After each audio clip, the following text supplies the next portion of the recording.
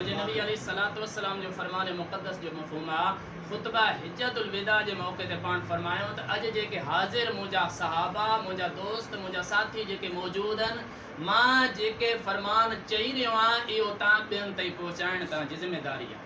उहो इहो सिलसिलो हलंदो अचे थो पोइ किन मदरसनि में पढ़ियो किन तकरीरनि में ॿुधो जेतिरी बि जंहिंखे मालूमात आहे उनजी ज़िम्मेदारी हक़ इहो आहे त उहो ॿिए ताईं पहुचाए। हुई मुझे खुशकिस्मती अल्लाह वाला शरीक मुखे मौक़े अता कयो त हिन मस्जिद भी इंशाअल्लाह गवाही ॾींदी त मां दीन इस्लाम जो पैगाम तां ताईं पहुचायो ऐं तां बे पंहिंजा घर बार कारोबार सब कुछ छॾे अॼु अल्लाह ऐं अल्लाह जे रसूल जी ख़ातिर हिते वेठो इंशाअल्लाह ही 10 मिनट जेके आहिनि 5 मिनट जेके वेहण आहिनि अल्लाह वाला शरीक जी बारगाह मुक़द्दस में एतिरा क़ीमती हूंदा जो इंसान के अल्लाह वाला शरीक कलमा पढ़ण वारे के जॾहिं जन्नत अता कंदो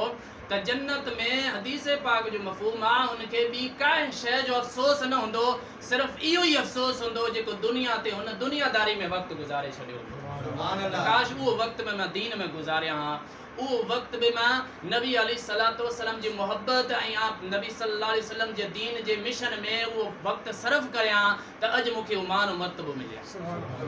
मतिलबु जेतिरो असां ही कमकार दुनियादारी कयूं त इहो ज़रूरी आहे, पर जेकॾहिं असां नबी अलैहिस्सलाम जे ॾिनल हिदायतुनि मुताबिक़ असां ही दुनियादारी कयूं कमकार कयूं त ही दुनियादारी न रहंदी बल्कि ही दीन इस्लाम ते अमल रहंदो, ही दीन रहंदो। कंहिं सहाबी खां कंहिं यहूदी पुछियो त तव्हां त चओ त असांजो 24 कलाक अल्लाह वाला शरीक जी इबादत में शुमार थियनि था, तव्हां उहो को वक़्तु बि त हूंदो तव्हां सुम्हंदा बि हूंदव,